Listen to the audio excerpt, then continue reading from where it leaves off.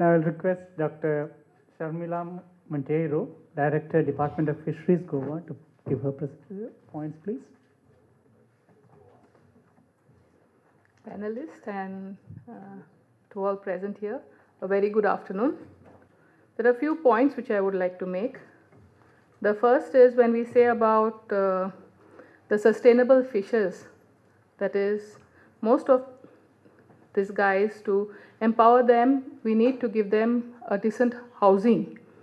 So most of these houses come within their CRZ areas. So we need to see that the CRZ regulations, they are exempted from that, because the fishes as it is, they need to, because they are most vulnerable.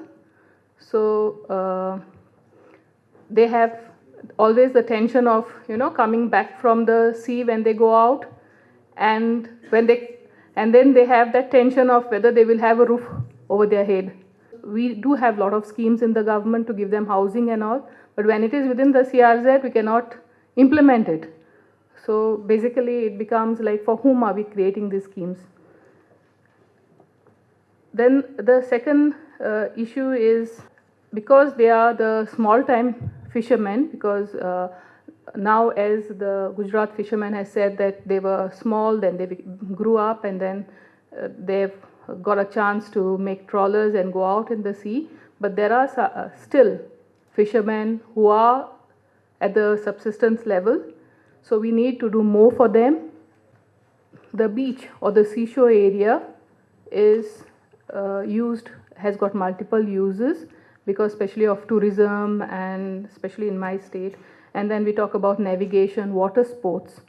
So the traditional fishermen is pushed away, because as we say, the fishermen, they are given the least importance, like how Dr. Yadava had just said, that the departments in the states as well as at the center need capacity building. Yes, they do need capacity building there as well.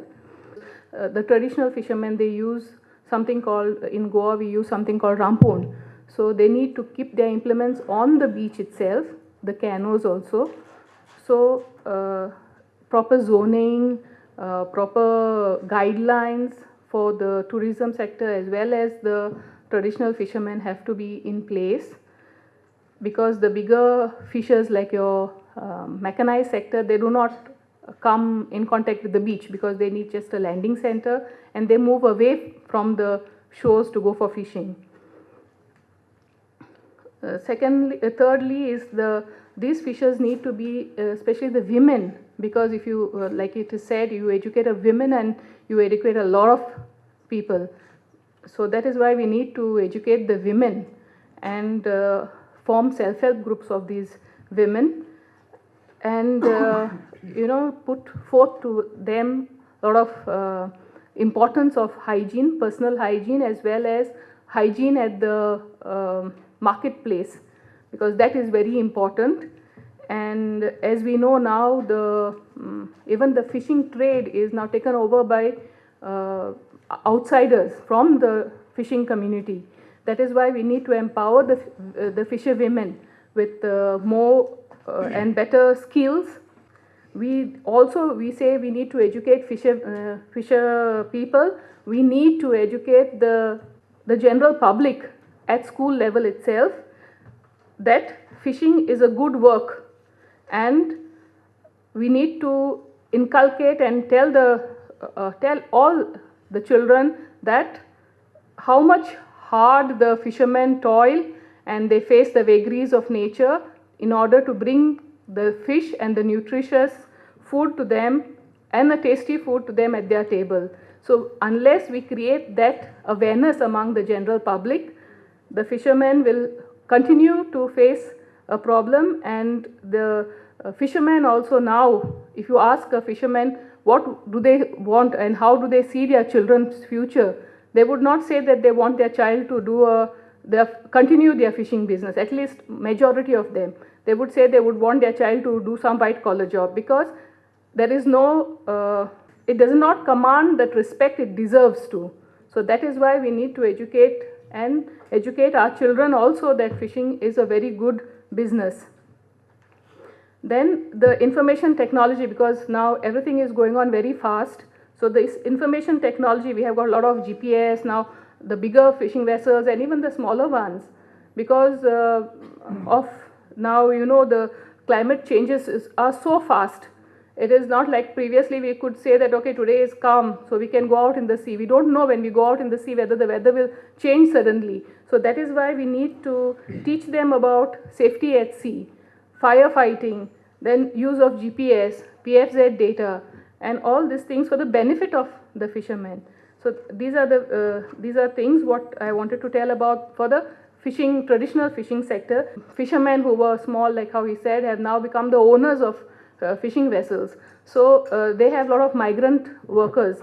So these migrant workers also, when they come back, they don't have any facilities at the shores. So we must ensure that we give them good facilities at the shores, recreational facilities, then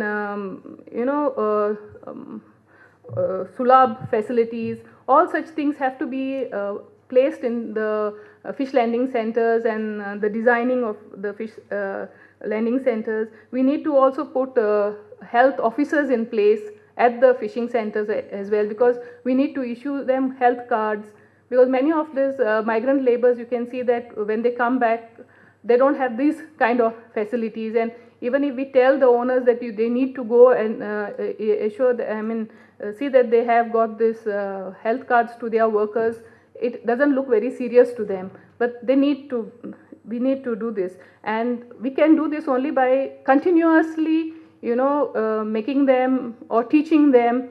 So continuous interaction with the fishing community is very much needed. And then comes the insurance also. Insurance cover, yes, there is a lot of schemes are there of the government, but at times what happens is that insurance claim becomes a problem, because we need to find, if at all, God forbid, something happens in the sea, we cannot find the body as well.